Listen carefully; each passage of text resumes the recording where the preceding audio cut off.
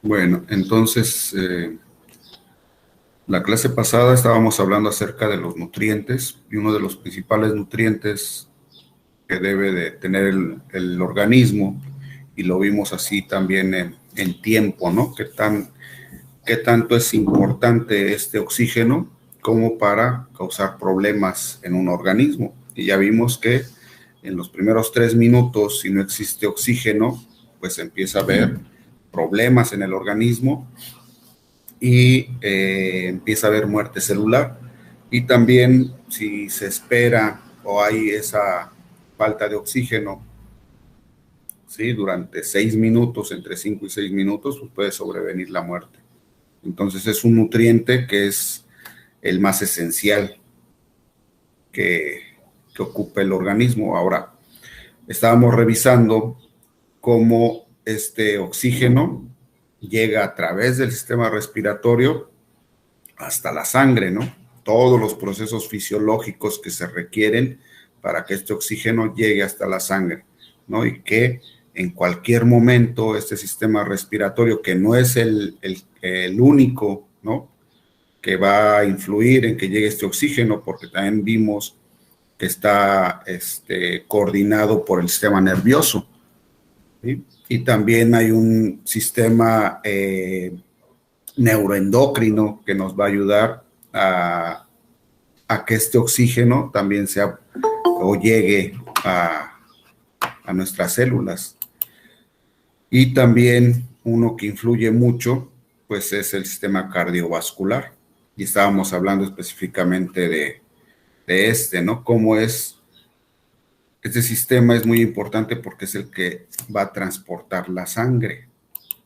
Y la sangre, ¿sí? Estábamos viendo que la sangre tiene a los eritrocitos y estos eritrocitos a su vez tienen a la hemoglobina. Esta hemoglobina es una proteína que va a transportar el oxígeno, que tiene alta afinidad por el oxígeno y que nos va a permitir realizar ese intercambio gaseoso, ¿no? A través del sistema pulmonar, el sistema respiratorio. Cuando llega a pasar cerca de los alveolos va a ser este intercambio gaseoso. Y entonces este eritrocito también veíamos algunas de sus características, que es bicóncavo, ¿no? Que para tener una mayor superficie de contacto y poder así hacer el intercambio gaseoso más eficiente. Pero la sangre se tiene que mover.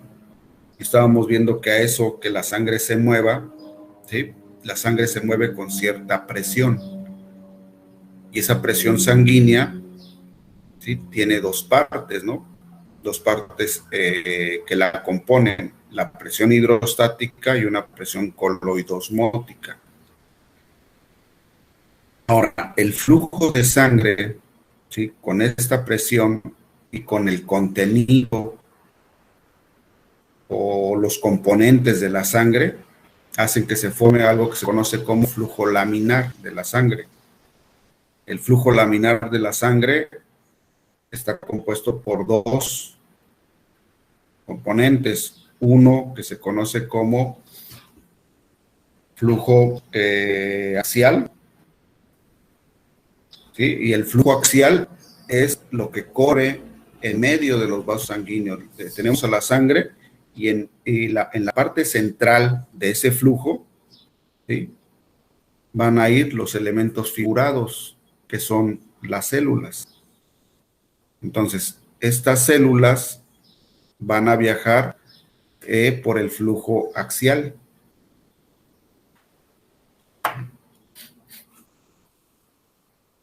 Y tenemos el flujo periférico, el que está alrededor de ese flujo axial.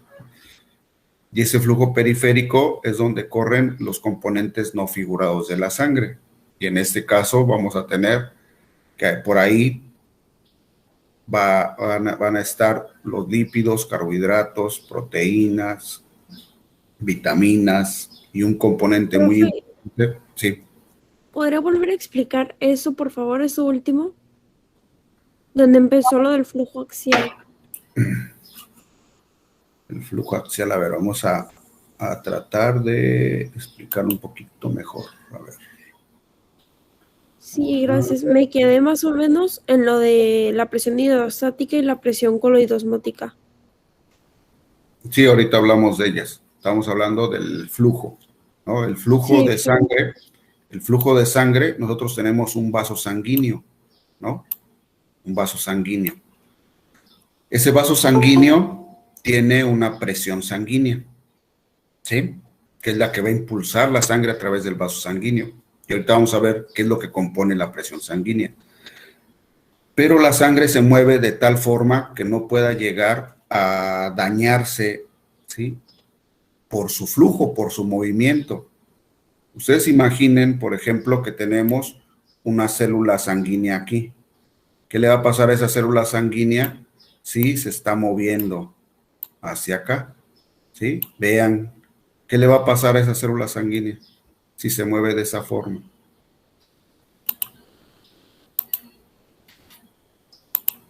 Pues va a estar ¿Qué chocando creen con que le las pasa? paredes del vaso, ¿no? Está chocando con las paredes, está rozando con las paredes, entonces se va a dañar su membrana celular. Y entonces lo que se hace aquí, ¿sí? Esto no puede suceder, ¿no? Porque se dañaría. Entonces, por eso es que tenemos ese flujo que conocemos como flujo laminar, en el cual los elementos figurados, ¿sí? Eritrocitos, leucocitos, plaquetas, ¿sí? Van a viajar a través de un flujo o van a estar viajando en la parte central para no rozar con las paredes del vaso sanguíneo. A esto se le conoce como el flujo axial,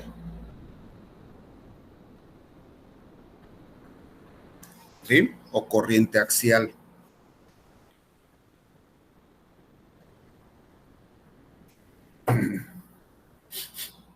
Y los elementos no figurados de la sangre van a estar en la periferia, la corriente periférica.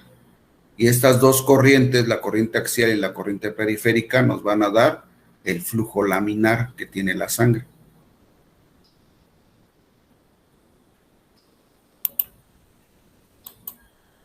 ¿Sí?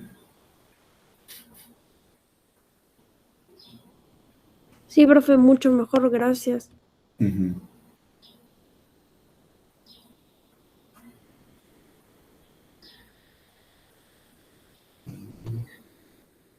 Vamos a borrar esto.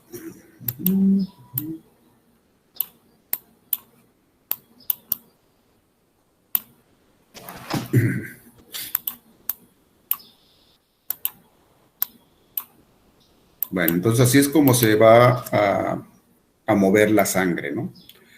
Profe, Ahora, estábamos hablando la clase pasada de la presión sanguínea y la presión sanguínea está compuesta por dos presiones, una presión hidrostática, que es la que nos da el agua por sí sola siempre tiene esa presión hidrostática, y el, esa presión hidrostática no es otra cosa más que la presión que ejerce el agua hacia las paredes que la contienen, ¿sí? Entonces, el agua, si nosotros la ponemos en un vaso, ¿sí? En un recipiente, nosotros a ese recipiente le ponemos agua, vamos a ver,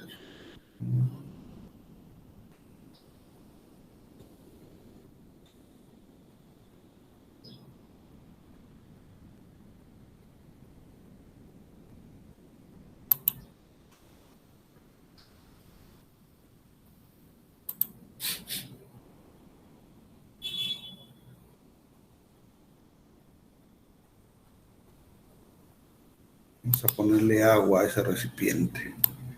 Entonces, si nosotros ponemos agua en este recipiente, ¿sí? Esta agua va a querer salirse del vaso y entonces va a ejercer una presión hacia las paredes del vaso. Y si nosotros, entonces, podríamos llegar a ver este vaso por arriba, lo que está haciendo el agua es empujar, ¿sí? Con cierta presión hacia las paredes. El agua se quiere salir, ¿sí? De este vaso.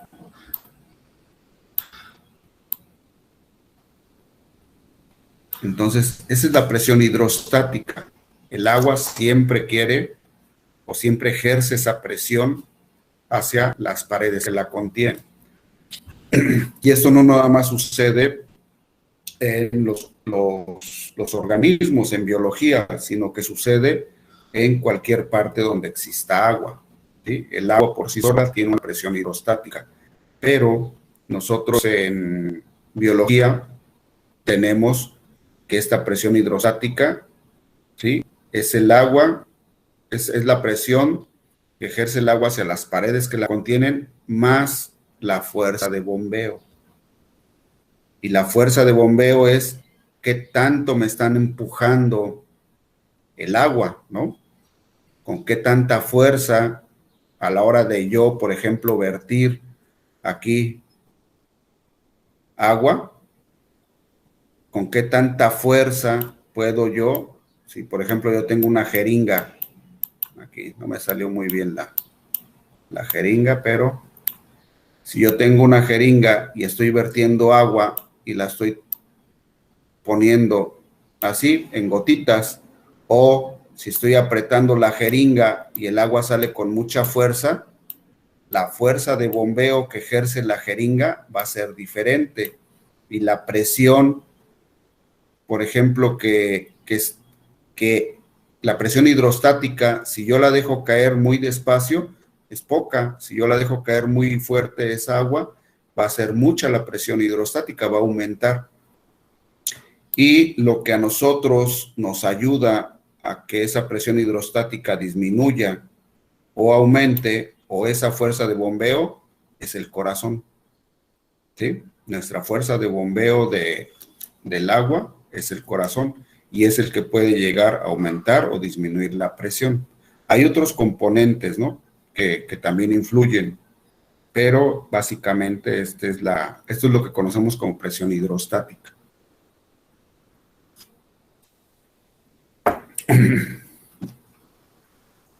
¿Sí? ¿Alguna duda con lo de la presión hidrostática?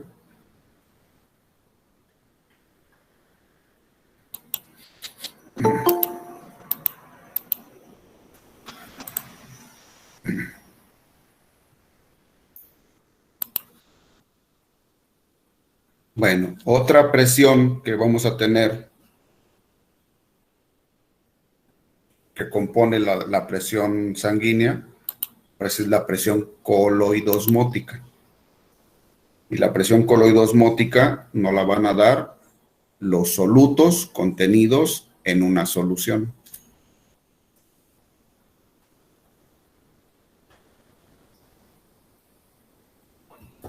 Los solutos contenidos en una solución. Y entonces vamos a ver que los solutos o la presión coloidosmótica podemos definirla como la atracción de agua que tienen los solutos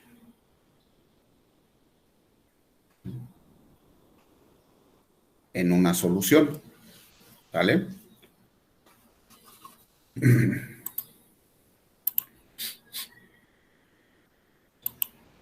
Dijo atracción de agua.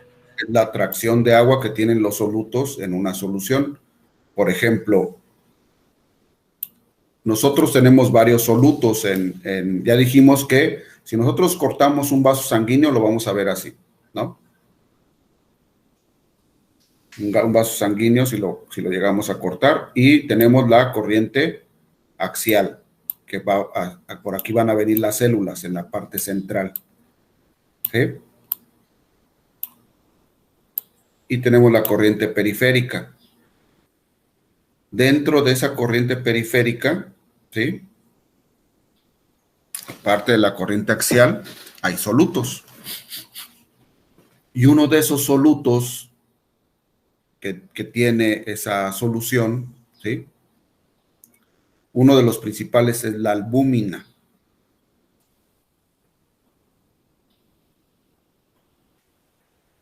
Y son los electrolitos. Los electrolitos hay electrolitos que se llaman osmóticamente activos, que pueden atravesar una barrera o una membrana semipermeable.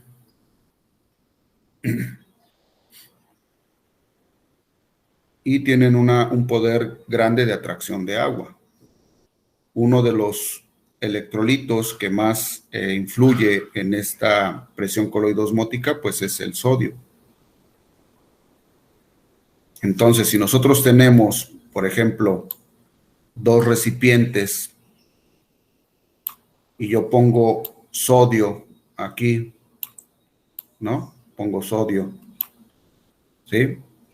Y aquí entre estos dos recipientes hay agua, ¿sí? Entre estos dos. Y aquí pongo mucha sal aquí. Y esta es una barrera semipermeable, esta, ¿sí? Una membrana semipermeable, pero este no tiene solutos. ¿Hacia dónde se va el agua? Aquí tenemos agua, ¿sí? Perdonen mi escritura, pero agua. Aquí entre estas dos recipientes hay agua y esos tienen una membrana semipermeable. ¿Hacia dónde se va a ir el agua? Si esta la llené, este recipiente lo llené de sal,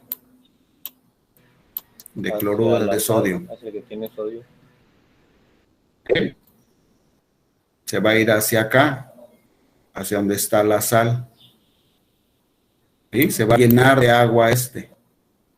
Entonces, ¿qué quiere decir? Que el sodio es un electrolito osmóticamente activo, ¿no? Que llega a tener esa atracción de agua y que aparte puede atravesar este sodio, ¿sí? Si aquí yo tengo, por ejemplo, poco sodio, supongamos, vamos a ponerle un número, si aquí yo tengo 2 sodios, aquí, y acá tengo 6, ¿qué va a pasar con el sodio? Si ya dijimos que es osmóticamente activo.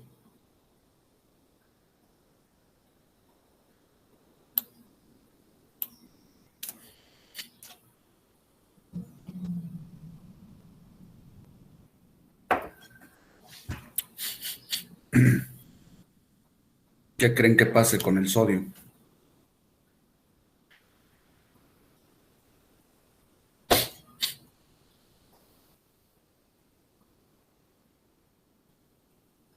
Si es osmóticamente activo a través de una membrana semipermeable, lo que va a pasar con el sodio es que se van a nivelar las concentraciones. Vamos a tener 4 aquí, afuera, y 4 adentro. ¿Sí? A eso es a lo que se le conoce como un electrolito osmóticamente activo, que puede jalar agua y que a través de una membrana semipermeable puede pasarse de un lugar a otro dependiendo de la concentración. Bueno, esa es una parte importante de la presión coloidosmótica, ¿sí? Y básicamente estamos hablando en esta parte de los electrolitos de la presión osmótica, ¿sí? Que está dada por los electrolitos,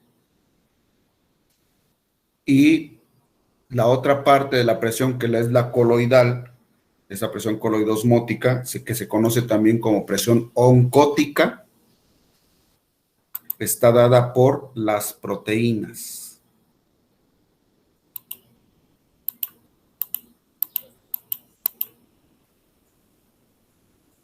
¿Cuál es la mayor proteína que tenemos a nivel del organismo? Tenemos un vaso sanguíneo. En los vasos sanguíneos, ¿cuál proteína se concentra en gran medida? Fuera de los eritrocitos.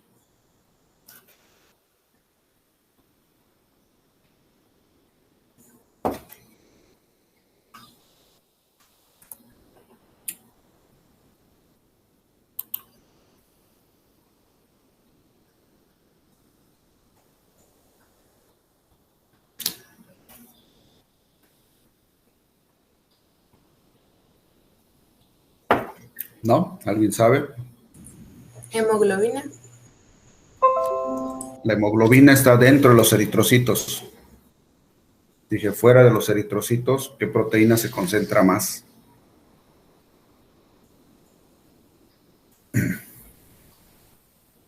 Hay una proteína que se llama albúmina.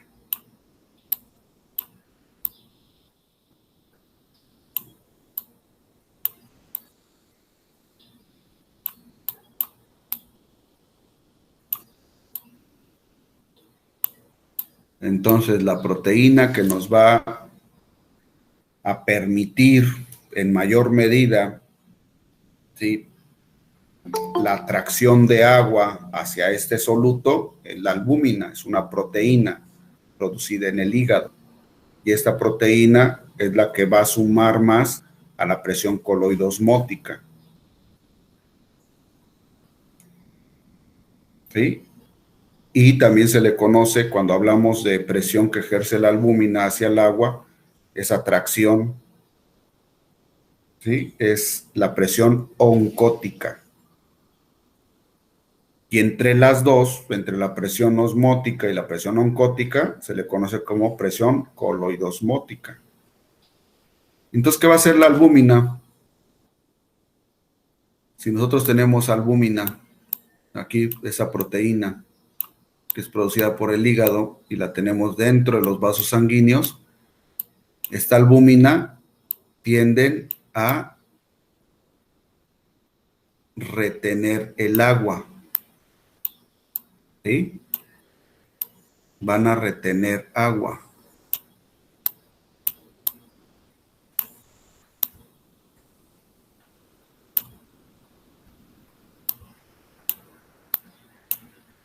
Aquí vamos a tener entonces que la albúmina nos ayuda a retener esa agua. ¿Se acuerdan que entonces tenemos la presión hidrostática, que el agua quiere salir, y la presión coloidosmótica, que retiene agua?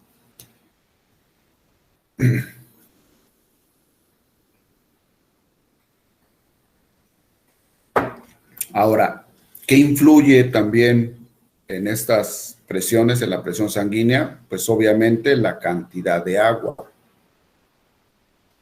¿Sí? La cantidad de agua es un componente importante para la presión sanguínea. Ahorita lo vamos a ver. Ahora, nosotros debemos de tener una presión sanguínea constante para, ¿sí?, poder realizar la perfusión de los tejidos.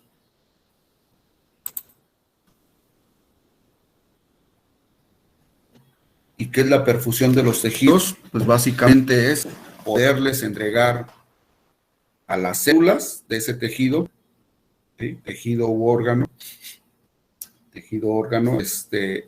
una nutrición. Y en este caso estamos hablando de oxígeno.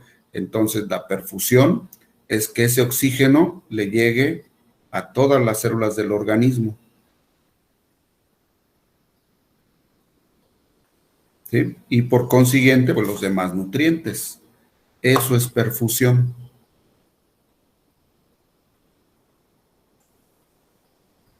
Y la otra cosa que vamos a hacer a partir del movimiento de del agua, del agua y de esta sangre, ¿sí?, va a ser que vamos a sacar los desechos celulares.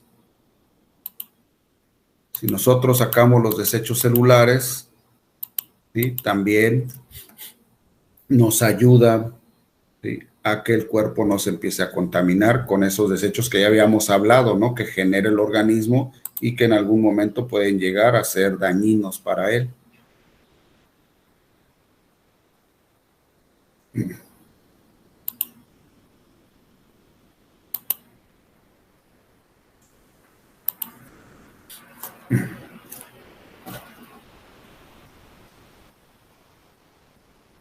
Hemos hablado de los elementos libres de nitrógeno, de las bilirrubinas, de tóxicos como, por ejemplo, en el caso del nitrógeno, que lo tenemos que convertir en urea y luego en alantoína para poderlo sacar a través de la orina. Todo eso necesita cierta presión para que se pueda llegar a la presión de la sangre para que pueda llegarse a remover y poderlo metabolizar y sacarlo del organismo, ¿no? Los cuerpos cetónicos que se producen a partir de la degradación de los lípidos o la lipólisis. Entonces, todos los desechos también los podemos sacar a partir de tener una buena presión sanguínea con sus componentes, ¿no?, de la sangre, con los componentes de la sangre. Ahora, ya dijimos que el agua, entonces, es otro elemento muy importante y es un nutriente muy importante, que si nosotros lo categorizamos, ¿cuáles son los nutrientes más importantes? Pues tenemos primero el oxígeno y el siguiente sería el agua. Ahora, esta parte también, hablando de la presión sanguínea, también tiene reguladores de presión. Y estos reguladores de la presión, pues son el sistema neuroendocrino, ¿sí? Y tenemos tejidos u órganos que también nos van a hacer que podamos regular esta presión. Primero la tenemos que captar, ¿no? Y se capta a través del sistema nervioso. Y el sistema nervioso tiene entonces receptores o terminaciones nerviosas con receptores que pueden captar qué presión tenemos. A esos receptores se le conoce como varorreceptores. Y vamos a tener en el riñón, posteriormente los vamos a ver, y vamos a tener cerca del corazón, en las coronarias, en el callado aórtico. Entonces están regulando o están midiendo estos varorreceptores cómo está la presión sanguínea.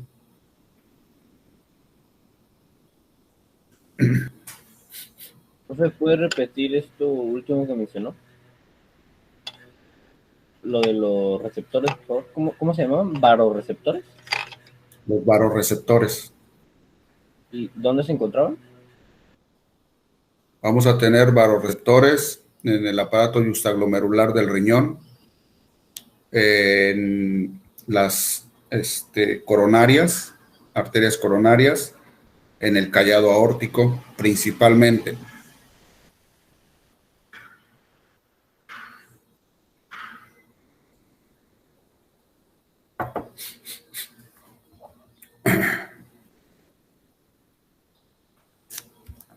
Gracias, profe. ¿Sí?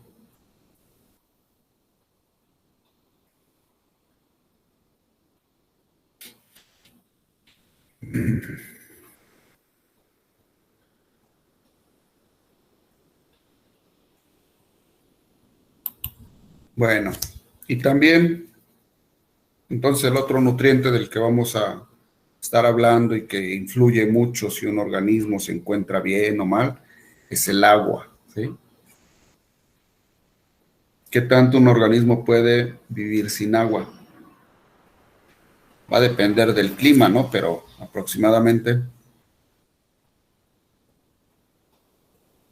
ya dijimos, con el oxígeno, 3 minutos, y a los 3 minutos va a empezar a haber muerte celular que puede llevar a un daño, ¿sí?, considerable orgánico, y a pesar de que se restituye el oxígeno, ya ese daño orgánico a veces es permanente. y máximo 6 para que sobrevenga la muerte. 6 minutos. Entonces, con agua, sin agua, ¿cómo podemos o cuánto tiempo podemos llegar a estar? Con el agua va a depender mucho el clima, ¿no?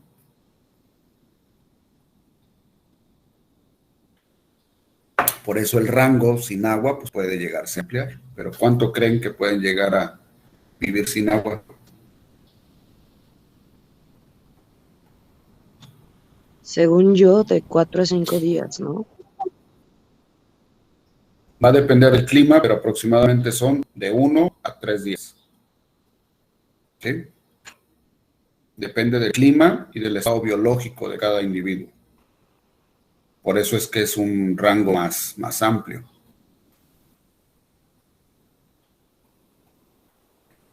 ¿Sí? Por ejemplo, en un desierto, ¿cuánto creen que dure? A lo mejor ni siquiera un día completo, ¿no? Pero en un lugar que es templado, pues sí puede llegar a durar más. Y también va a depender del estado biológico de cada individuo. Si está gestante, si es un cachorro, si es un paciente senil, si es un joven.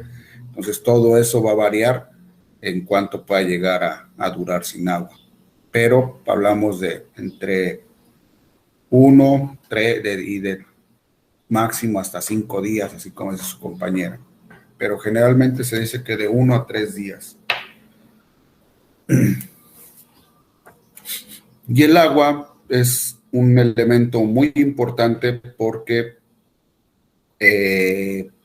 pues una de sus principales funciones es influir grandemente en la perfusión de las células, ¿no? Si esa célula no se puede nutrir, se va a morir. Y entonces el agua es un componente muy bueno para que esta célula se pueda llegar a nutrir, como ya lo vimos.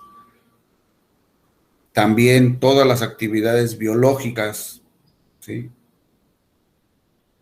se presentan en agua. El agua es un componente ideal para que estas actividades biológicas se lleven a cabo mucho más rápido.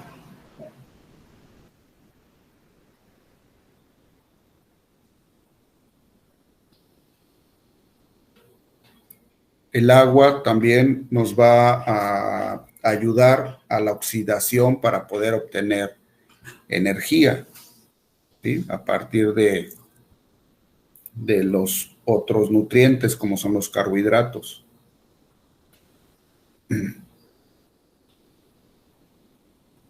El agua es un componente esencial de las células, porque una célula también necesita esa presión de agua, ¿no?, para mantener su estructura.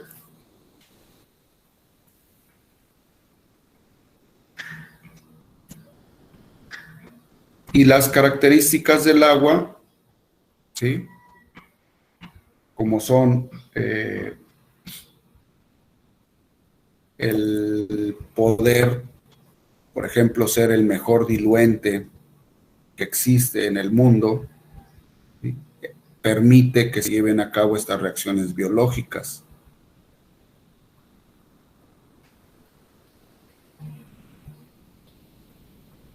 También, por ejemplo, el agua evita que los tejidos que están expuestos al medio ambiente puedan llegarse a deshidratar más fácil, ¿no?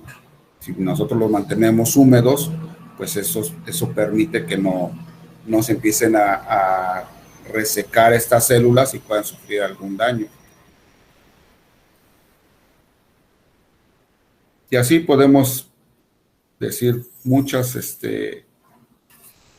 ventajas que tiene hacia los organismos el agua.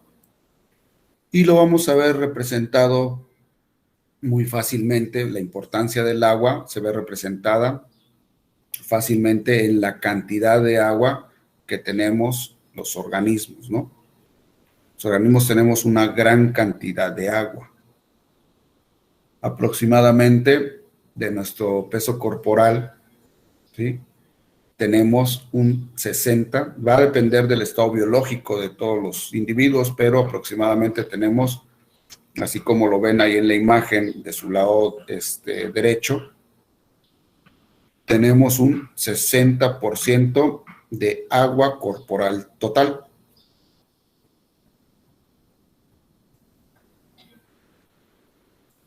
Entonces, aquí tenemos la imagen de un perrito. ¿Cuánta agua tiene un perrito que pesa 10 kilos?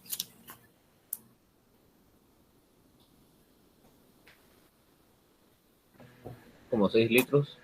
6 litros aproximadamente, ¿sí?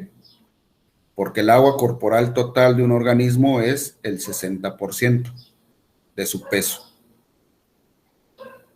¿Sí? Si pesa 10 kilos, aproximadamente tiene 6 litros de agua en su organismo. Ahora, el agua se va a distribuir en 3 espacios corporales. Uno que conocemos como un espacio intracelular, ¿sí? Que es donde más contenido de agua vamos a tener, que es este de aquí. Vamos a ver.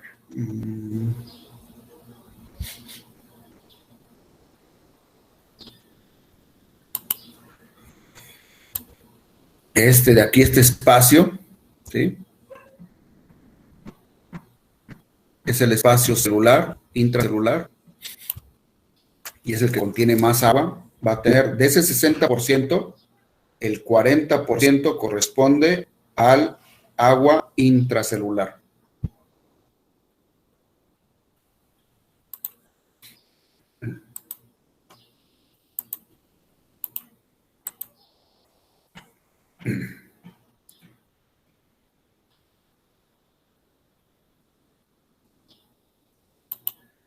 Y tenemos que el otro 20% restante, que es este que está aquí, corresponde al agua extracelular.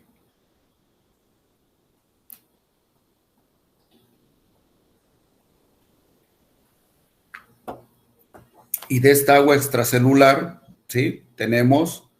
Básicamente tenemos 3 compartimentos. Aquí hace falta uno, aquí en medio. Tenemos el espacio intersticial, ¿sí? Y el espacio intravascular. En el espacio intersticial tenemos, de este 20% que se encuentra fuera de las células, lo tenemos en el espacio intersticial. ¿Sí? En el espacio intersticial vamos a tener 15%.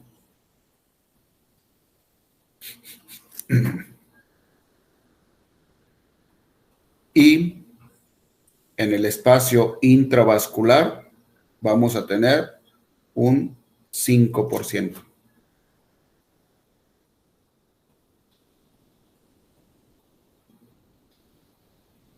Entonces, en el espacio intravascular, si un perrito pesa 10 kilos, así como este de la foto, ¿qué cantidad de sangre tiene?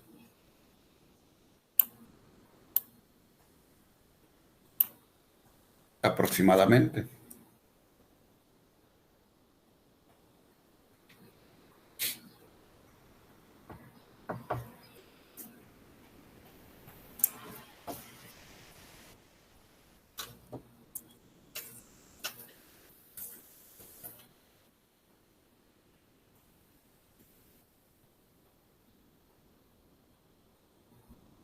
Profe, ¿la cantidad de sangre en este caso sería lo que es el intersticial y el plasma o sería todo en general? O sea, No, acuérdense, nosotros tenemos 3 espacios corporales básicos, ¿sí? Uno que es la célula, ¿sí? Tenemos acá el vaso sanguíneo, ¿sí? ¿Y cuál es este otro espacio? Este que está en medio de esos dos.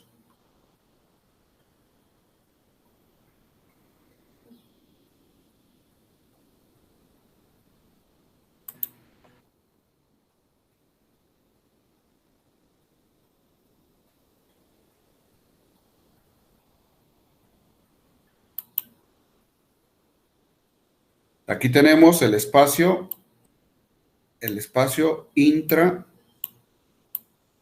intracelular, ¿sí? Es el espacio intracelular. El espacio intersticial. ¿Sí? Y aquí adentro tenemos el espacio intravascular. ¿Sí? Son los 3 espacios corporales, pero no corporales, espacios de los tejidos.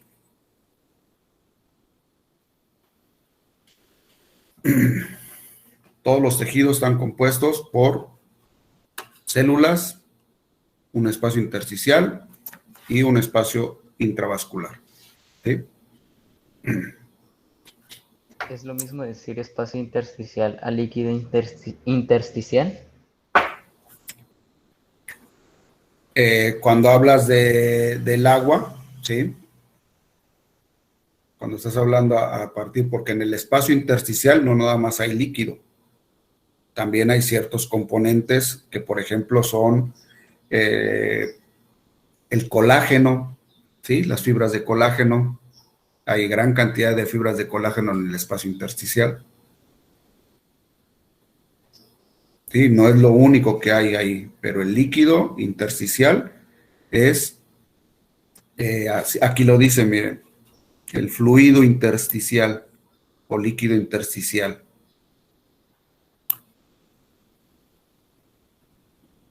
Sí, que es el que encontramos en este espacio.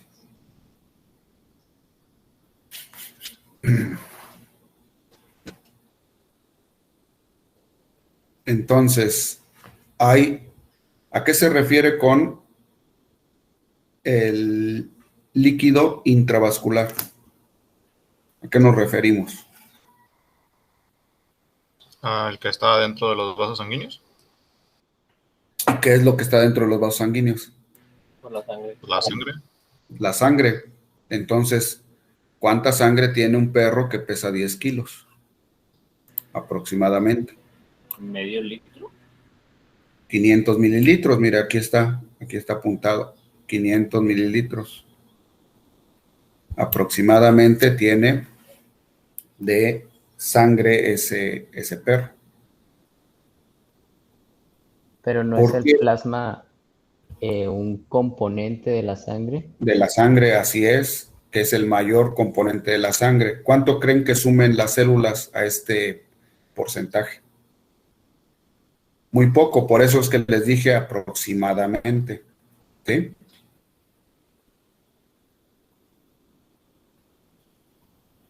No sé si me explique. Sí, gracias. ¿Sí? Ajá. Ahora, también tenemos pequeños espacios dentro de este espacio intersticial o líquido intersticial, también hay, o este líquido intersticial también se reparte en otros lugares que se conocen como cavidades corporales. Por ejemplo, nosotros podemos llegar a tener líquido sinovial. Es un líquido, una pequeña cantidad de líquido que se encuentra en las articulaciones. Tenemos líquido pericárdico. En el pericardio, para que el corazón no roce, tenemos una pequeña cantidad de líquido. Tenemos líquido peritoneal. Tenemos líquido cefalorraquídeo. Y si lo vemos, está en unos espacios corporales. A este tipo de líquido, ¿sí? Se le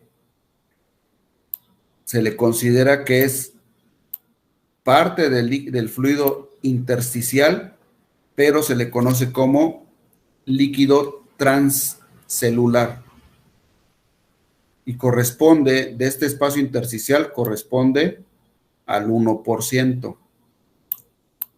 Ay, perdón.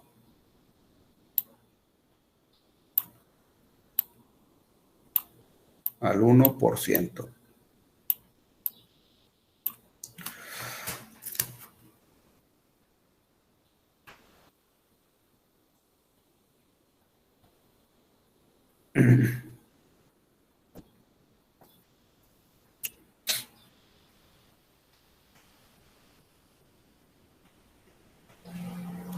¿sí? Entonces, el líquido transcelular es parte del líquido intersticial y corresponde al 1%.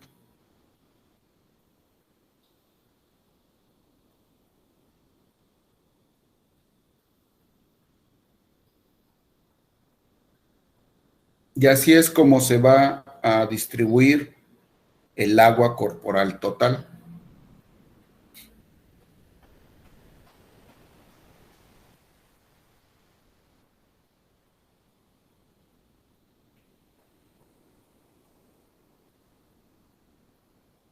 Ahora, el agua, ¿sí?, se va a mover en el organismo a través de estas membranas semipermeables y va a ocupar su espacio dependiendo o va a ocupar o va a estar en cierta cantidad dependiendo del espacio que pueda llegar a tener.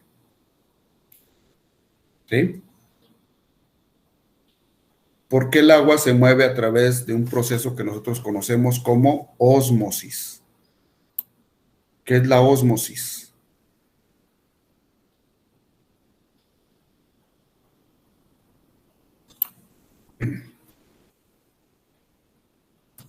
¿Qué es la ósmosis? Es como un proceso donde se tratan de nivelar las concentraciones dentro y fuera de un área, por ejemplo.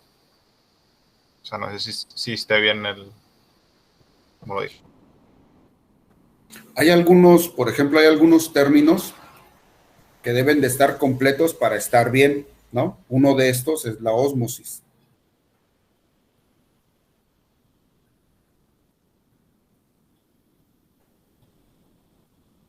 ¿Sí? Que es un concepto que, pues ya, yo creo que sí ya lo han manejado, porque todo lo que estamos viendo en estos momentos es pura fisiología, todavía no entramos a la parte de patología. ¿Sí? Nada más es como si fuera un recordatorio de lo que ya vieron. Y para que nosotros empecemos a comprender la patología, pues tenemos que conocer ciertos conceptos, ¿no? Un importante es la ósmosis.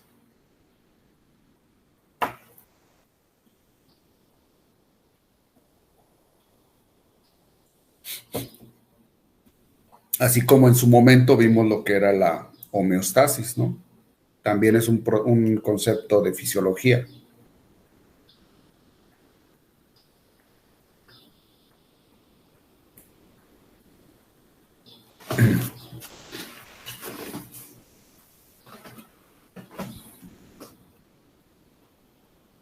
¿Alguien que sepa qué es la ósmosis?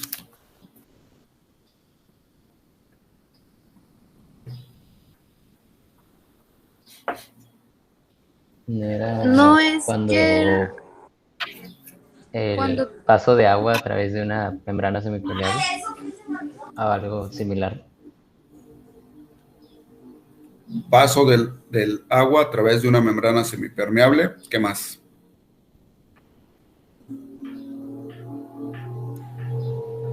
para así poder tener una solución isotónica en ese caso.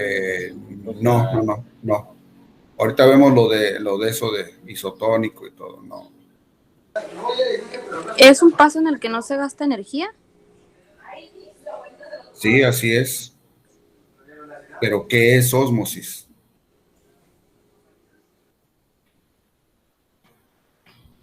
Es un movimiento de agua, ¿no? Sí, pero ¿qué es ósmosis? Ya lo empezó a decir Yunnan, ¿sí? Es el paso del agua a través de una membrana semipermeable. ¿Pero por qué se mueve el agua? ¿Por el gradiente de concentración? A favor de un gradiente de concentración, ¿sí? Y va a ocupar espacios dependiendo, ¿sí? O va a moverse dependiendo del espacio que tenga. El espacio que tenga también es importante, ¿sí? Por ejemplo, yo puedo llegar a tener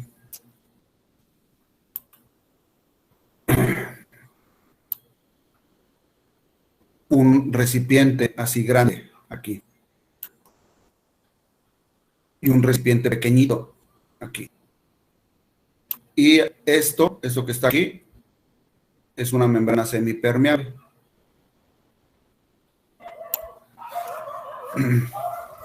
Y yo pongo, por ejemplo, aquí, en esta parte, pongo 1, 2 solutos. Y yo pongo aquí en este recipiente más grande, 1, 2 solutos. Y después vierto 1 litro de agua aquí, ¿no? Con una botellita vierto 1 litro de agua. ¿Cuánta agua va a haber en el espacio, en el recipiente grande, y cuánta agua va a haber en el recipiente pequeño?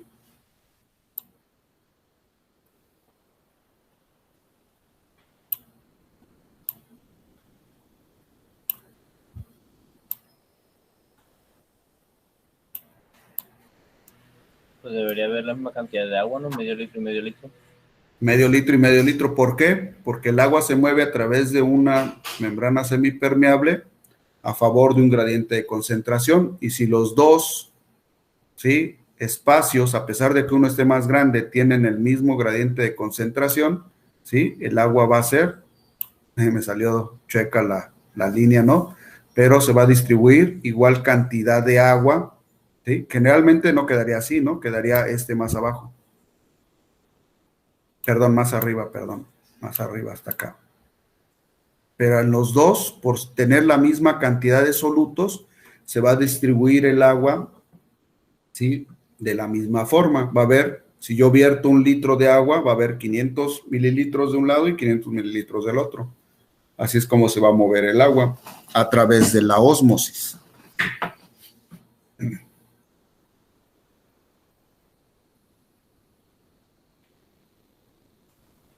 Ahora, ¿por qué hay más agua? De acuerdo a esto, ¿por qué hay más agua en el espacio intracelular que en el espacio extracelular? Ya vimos que aquí en el espacio intracelular tenemos, de ese 60% de agua, tenemos 40, y en el espacio extracelular tenemos 20. ¿Por qué?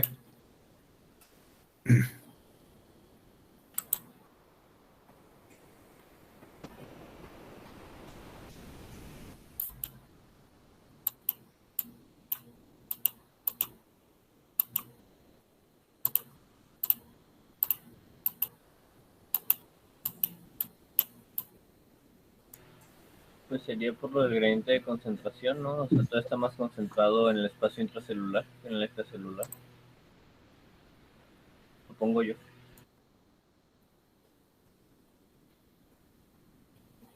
Y ahí viene otro término que nosotros conocemos como osmolaridad, ¿no?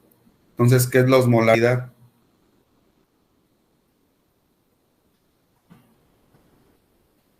La capacidad de un fluido de realizar ósmosis. No. Lo que dijo su compañero. ¿Qué dijo su compañero?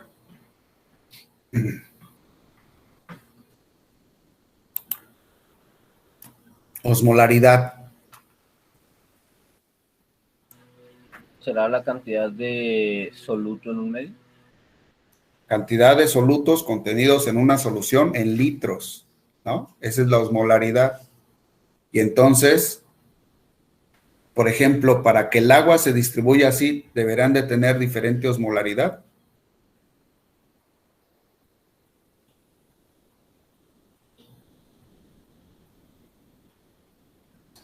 Pues sí, ¿no?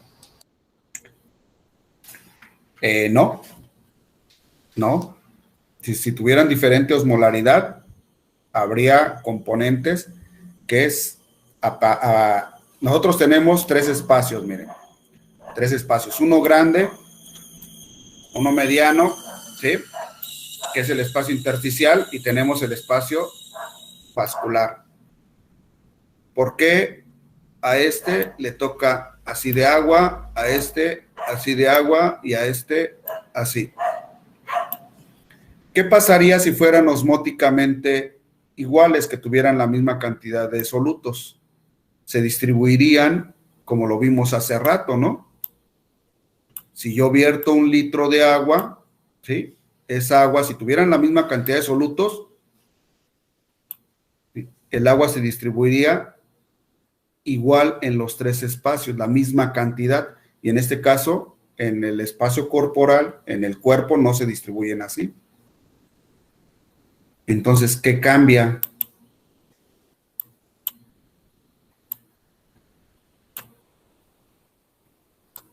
¿Por qué el agua se distribuye de diferente forma?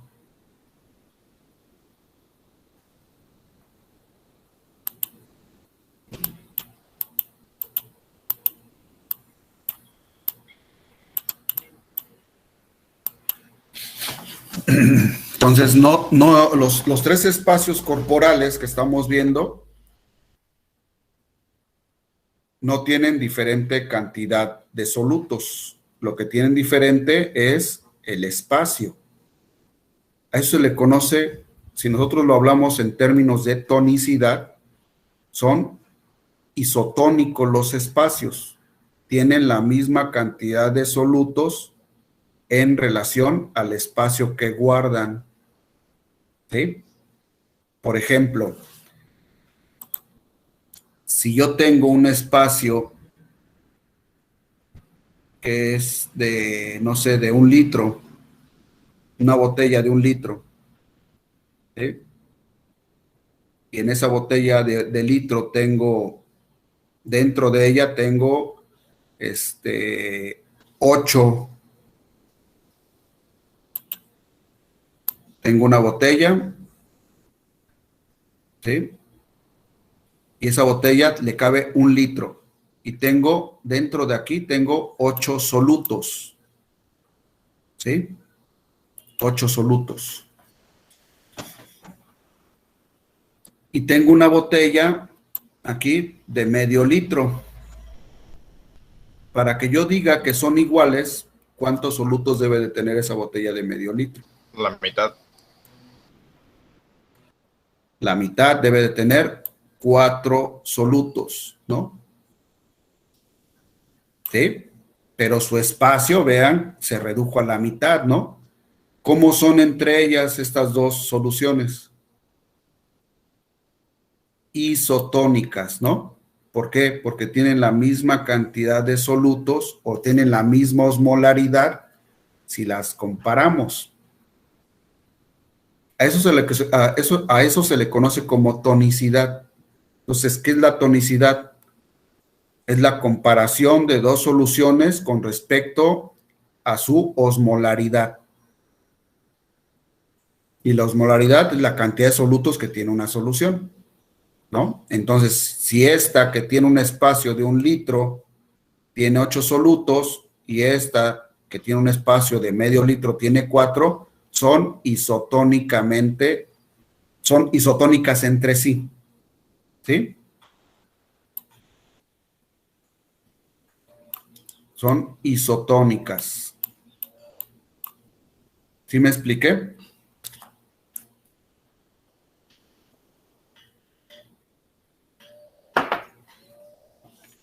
¿Sí o no?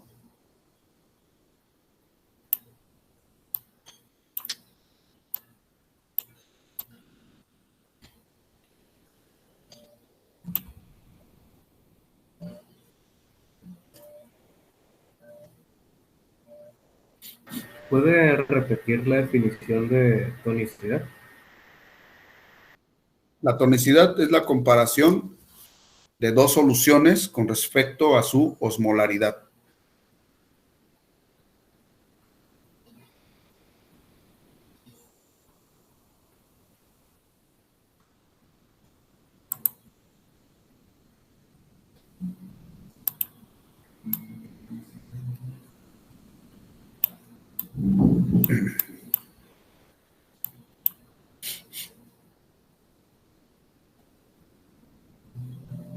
Ahora, ¿qué pasa si yo a esta solución A, ¿sí? En vez de tener 8, ya dijimos que es en cuestión de tamaño es el doble, ¿no? La solución A, el recipiente A. ¿Qué pasa si yo, en vez de tener 8 solutos, a esta A le pongo 16, tiene 16 solutos? ¿Cómo es la solución B con respecto a la A? Hablando de tonicidad.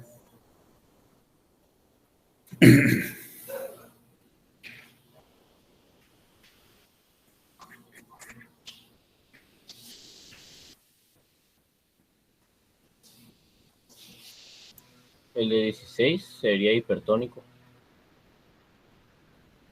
Respecto la B. al... ¿Cómo es la B? Acuérdense, ¿cómo es la B con respecto a la A? Ah, hipotónico. Ajá. La solución B es hipotónica con respecto a la solución A. Ahora, ¿cómo es la solución A? Hipertónica respecto a la solución B. Ajá. Exactamente, ¿no? La solución A es hipertónica en relación a la solución B. Y así es como manejamos la tonicidad. Ahora, si ustedes tienen oportunidad de llegar a tomar una solución de esas que se ponen intravenosas, se van a dar cuenta que ahí viene marcada la osmolaridad de la solución, que generalmente cuando son soluciones que casi no ocasionan problemas porque tienen la misma osmolaridad que el plasma, son de 290 miliosmoles.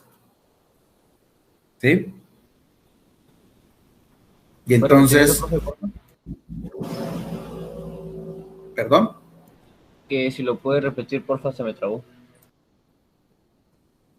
Sí, que por ejemplo, cuando tenemos una solución de esos que ponen intravenosa, por ejemplo, si yo les digo, el plasma, ¿sí? El plasma o la sangre tiene una osmolaridad aproximada de 290 miliosmoles por litro. ¿Qué osmolaridad tendrá? Si conocen la solución salina fisiológica, si la han utilizado. La solución salina fisiológica. El suero que normalmente, sí, esa. Por ejemplo, ¿por qué creen que se llama solución salina fisiológica?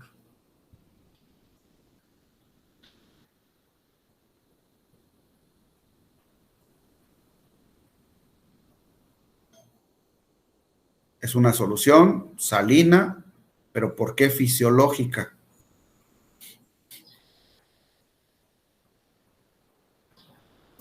Porque tiene la cantidad exacta para lo que necesita el organismo. Para que no la cantidad exacta. Tiene la misma osmolaridad que el plasma. ¿Sí? Tiene la misma osmolaridad que el plasma, por eso se le conoce como solución salina fisiológica, que es cloruro de sodio al 0.9%. Ese es su nombre real, ¿no? Pero nosotros le llamamos solución salina fisiológica porque tiene la misma osmolaridad que el plasma.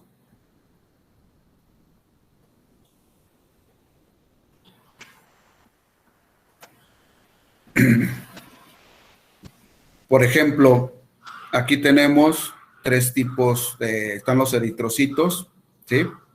Está el espacio, este correspondería al espacio intravascular, ¿no? Tenemos a los eritrocitos. ¿Qué pasaría, por ejemplo, si yo agarro una solución isotónica y la vierto directamente a un vaso sanguíneo? ¿Qué pasa con los eritrocitos? Como es isotónica la solución, ¿sí? Es igual que el plasma, tiene la misma osmolaridad que el plasma, esa agua se distribuye de la misma forma en los dos espacios, ¿no? Tanto intracelular como extracelular, ¿sí? Se va a distribuir el agua ahí donde yo la voy a poner, ¿sí? Se va a distribuir de igual forma. Y los eritrocitos pues van a quedar más o menos iguales. ¿qué pasa si yo pongo una solución hipertónica? Si yo pongo una solución que tenga una mayor osmolaridad que el plasma, va a sacar agua de los eritrocitos, ¿no? Hacia el espacio donde yo estoy poniendo ese líquido, que es el plasma. Entonces saca agua de los eritrocitos y me los deshidrata. Ahora, ¿qué pasa si yo pongo una solución hipotónica? Tiene menor osmolaridad que el plasma. Esos eritrocitos van a captar gran cantidad de agua, ¿sí? Porque acuérdense que el agua se mueve a favor de un gradiente de concentración. Si yo pongo pura agua, una solución hipotónica en este espacio intravascular, esa agua se va a ir dentro de los eritrocitos porque están jalando agua por tener una mayor cantidad de solutos. Jalan agua y pueden empezarse a hinchar, ¿no? ¿Sí? Incrementar su volumen y puedo llegar a romper ese eritrocito dependiendo de la osmolaridad que tenga la solución que yo voy a poner.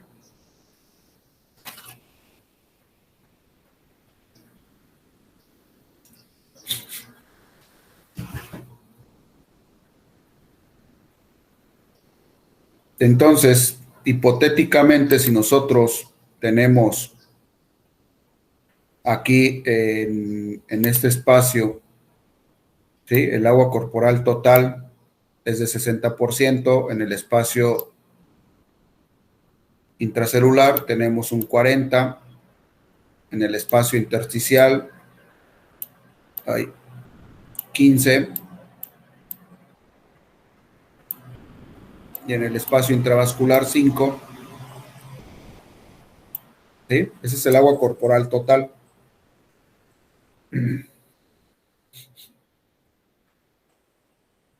Si yo aquí tengo un soluto,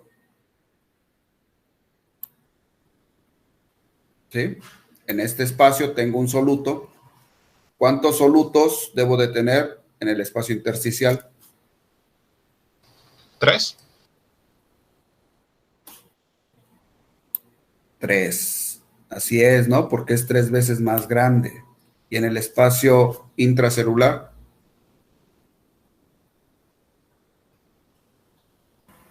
8.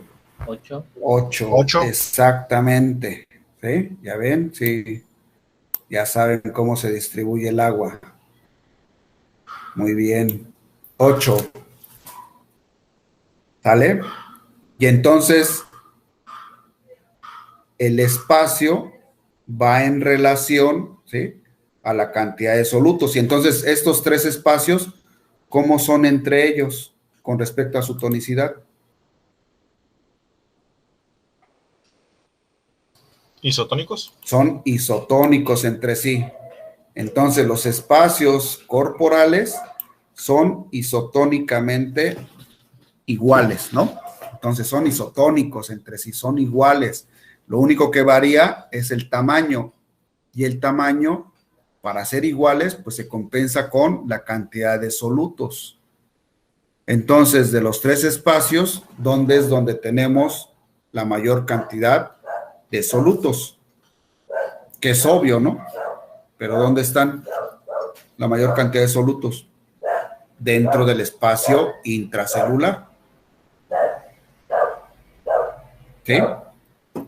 Ahí es donde tenemos la mayor cantidad de solutos. Entonces, si nosotros vertimos agua en estos 3 espacios y están divididos por una membrana semipermeable, esa agua se va a distribuir dependiendo de la cantidad de solutos, y eso va en relación al espacio que tenga cada uno de esos recipientes, ¿no? Y así es como se distribuye el agua. ¿Sí?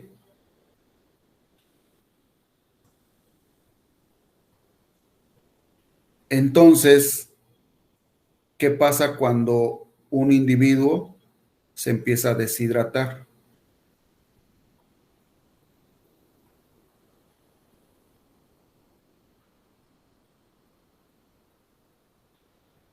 ¿En qué espacio? ¿Qué espacio es el que se va a deshidratar primero?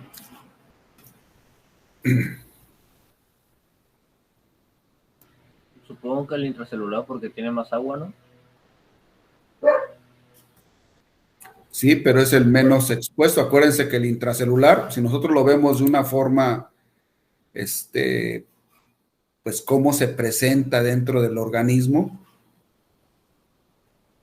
Vamos a... El intracelular está aquí. Sí, esta es la célula. Este que voy a dibujar acá es el espacio intersticial. Está alrededor de la célula. Y aquí está el espacio intravascular. ¿Sí? Entonces, si nosotros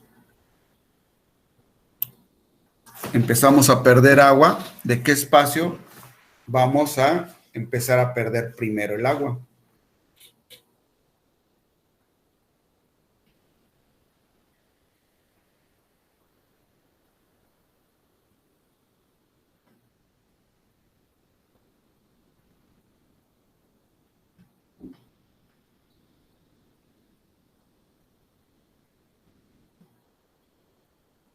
Del extracelular. Del extracelular, pero dentro de este extracelular está el espacio intersticial y el espacio vascular.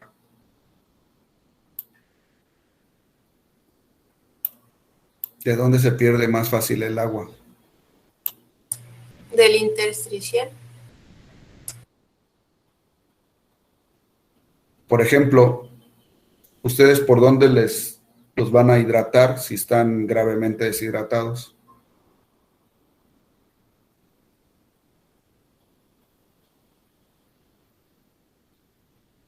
Manera intravenosa. Vía intravenosa, ¿no? Ajá. Y entonces, ¿de dónde se pierde más rápido el agua? En el espacio intersticial. No, en el espacio intravascular, en este que es aquí.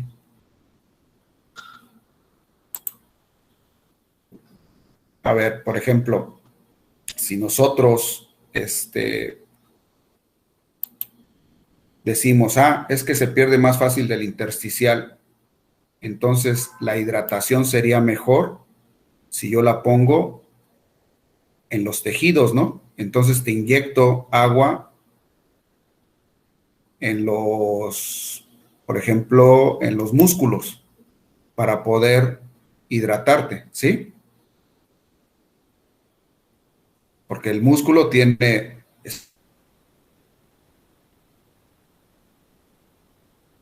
espacio intersticial y tiene células. Si se pierde mucha agua primero por aquí, pues yo le voy a inyectar agua, así te voy a hidratar más fácil. Eso es lo que se hace. No. Generalmente te ponen la solución intravenosa, porque el primer espacio, ¿sí?, en donde se pierde el agua es el que está más expuesto. Y está más expuesto porque hay un poco más de actividad, ¿sí? Y va a nutrir a los tejidos, y los tejidos son los que van a empezar a sacar agua. Y si estos tejidos se empiezan a deshidratar, a través de la circulación sanguínea nosotros los estamos hidratando y se pierde agua primero en el espacio intravascular. ¿Sí? Por eso es que una de las mejores opciones y más rápidas para llegar a hidratar a un tejido, un organismo, perdón, es el espacio intravascular.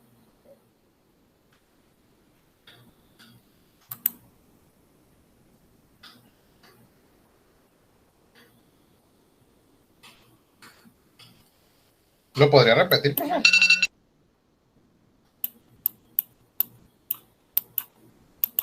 ¿Pero qué repito? ¿Cuál es tu duda? La última parte del por qué se pierde el agua más rápido. ¿Por qué se pierde más rápido? Por la actividad que tiene la corriente sanguínea, ¿sí? Está mucho más expuesta a sufrir esa deshidratación, aparte por la actividad, porque ella es la que lleva estos nutrientes a los tejidos. Si un tejido se deshidrata, automáticamente aumenta el flujo sanguíneo y lo hidrata, a pesar de que se deshidrate el espacio intravascular. ¿Sí me explico? Esto el organismo lo hace porque lo más importante, ustedes imagínense que se deshidrataran más rápido las células, el espacio intracelular, que el espacio intravascular. ¿Qué pasaría? Se morirían las células muy fácil. ¿Sí? Y entonces es por esa razón que el que se deshidrata más rápido o que pierde agua más fácil es el espacio intravascular. ¿Sí? Él va a perder agua a expensas de que los tejidos estén bien hidratados. Por ejemplo, si se empieza a deshidratar, no sé, parte del tejido gastrointestinal, este tejido gastrointestinal pues tiene una irrigación. Si se empieza a deshidratar, se va a incrementar la irrigación de ese tejido para rehidratarlo y que no se mueran las células. Y esto va a ser a expensas del espacio intravascular. ¿Sí me explico?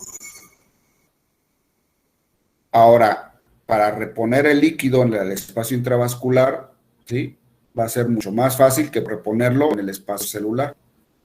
Va a llegar mucho más rápido. Porque si nosotros tomamos agua, esa agua se va a difundir, ¿sí?, y va a ir directamente hacia se va a absorber en el tracto gastrointestinal y va a llegar rápidamente al torrente sanguíneo.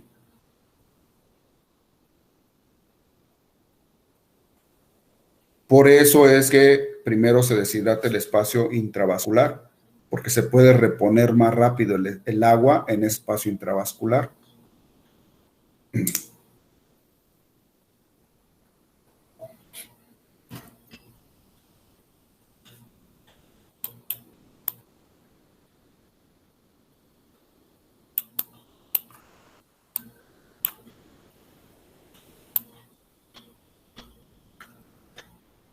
Ahora, con respecto a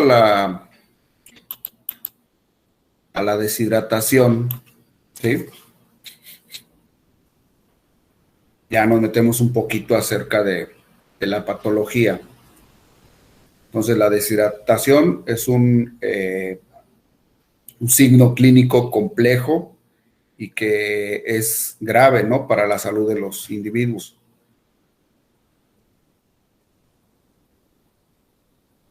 Hay una deshidratación que le llamamos isotónica.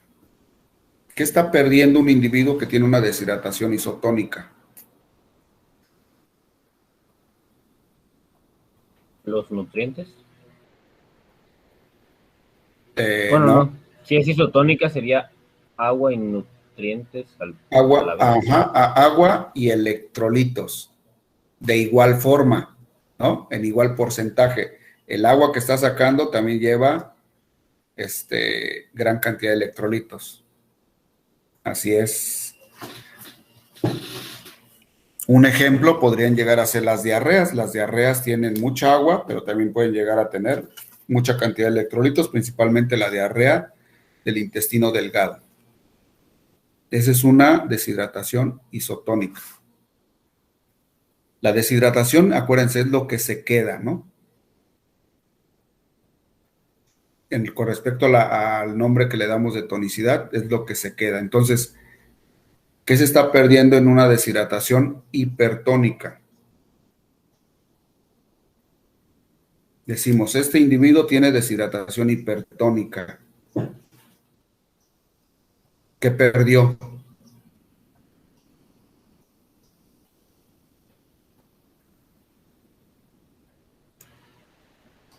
¿Sales? Que agua. No.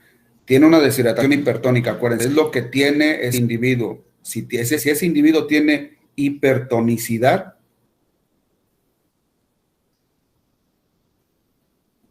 Entonces lo que perdió fue agua. ¿Sí me explico?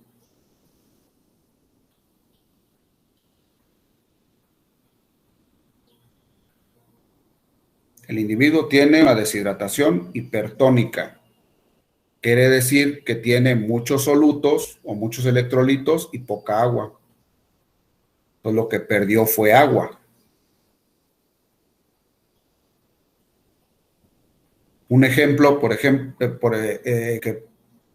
que puedan decirme que pase con, o que algo que llegue a provocar una deshidratación hipertónica.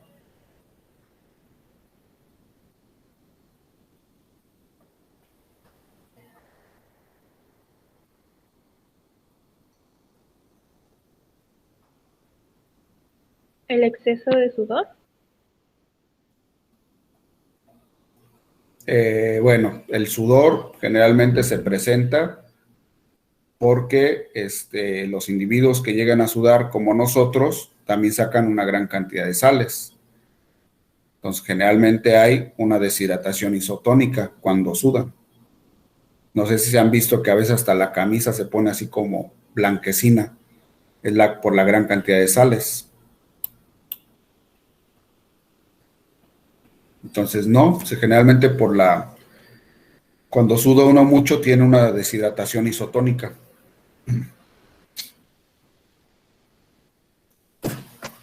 ¿Podría ser un problema de filtración en la orina? Filtración, no.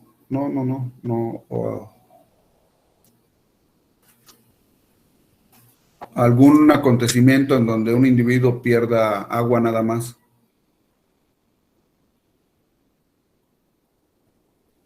Por ejemplo, en el caso de los perros que jadean, a la hora de que están jadeando sacan vapor de agua. Vapor de agua y CO2. Y ese vapor de agua no trae electrolitos. Entonces, una hiperventilación puede ocasionar una deshidratación hipertónica.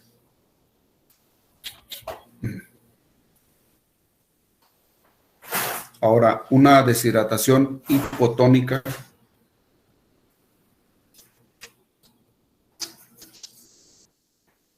Hipotónica quiere decir que perdió electrolitos, ¿sí? Pero casi no perdió agua.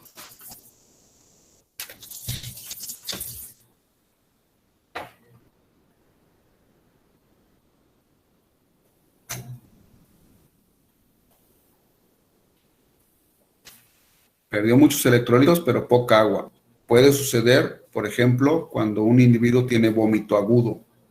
No sé si se han fijado que al principio el primer vómito pues es abundante, pero poco a poco cuando sigue vomitando, después es una pequeña porción y así muy espeso. Generalmente tiene mucha cantidad de electrolitos porque en el estómago hay ácido clorhídrico y entonces está sacando muchos electrolitos, ¿sí? Y no está perdiendo casi agua. Eso es una deshidratación hipotónica.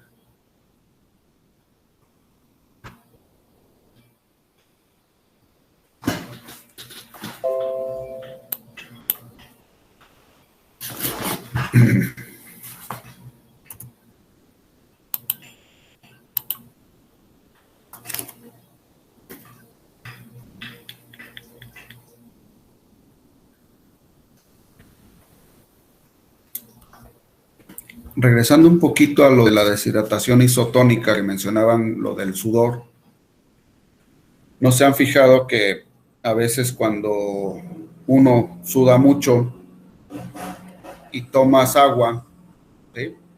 Porque te da mucha sed, ¿sí? Sudas y lo que tienes es una deshidratación isotónica. ¿Qué necesitas tú para contrarrestar esa deshidratación isotónica?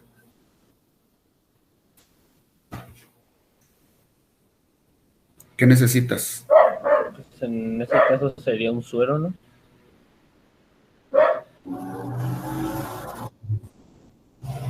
¿Pero qué contiene el suero? ¿Qué contiene el suero? ¿Qué necesitas tú para poderte rehidratar. Bueno, para quitarte esa deshidratación isotónica. Una Electrolitos y solución agua. ¿Sí? Porque está puro. Necesitas electrolitos y agua. Ajá. ¿Sí? Eso es lo que necesitas. Ahora, a veces muchos de nosotros lo que hacemos es tomar agua. Estamos ahí trabajando, tenemos clima extremo, sudamos mucho y estamos tomando agua con poca cantidad de solutos, de sales, de electrolitos. ¿Qué me estoy ocasionando en ese momento? ¿Qué tipo de deshidratación?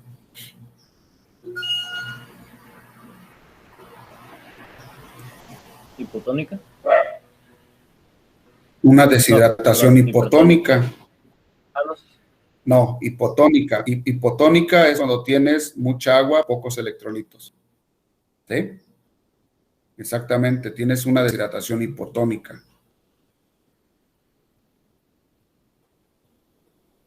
Y al final del día, si sigues así, te va a doler la cabeza y vas a sentirte mal.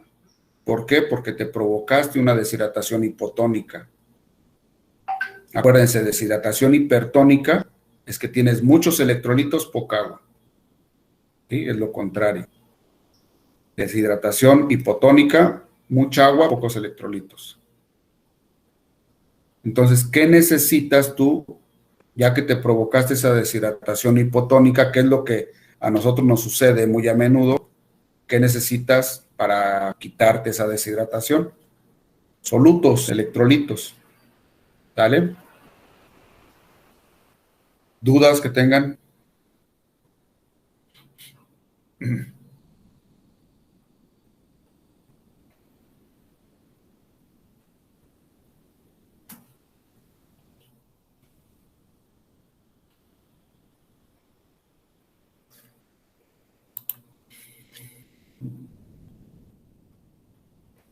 ¿No tienen dudas?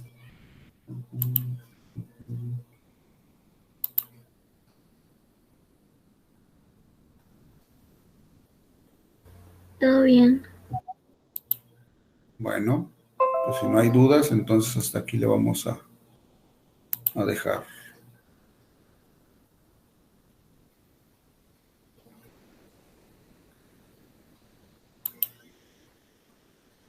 Profe, ¿cuándo va a subir las otras clases? Ya les había comentado, las voy a subir cada fin de semana. Las de la semana pasada las subí entre el sábado y domingo. Y sí les había comentado que las iba a subir cada semana. Cierto, profe, gracias. Ajá.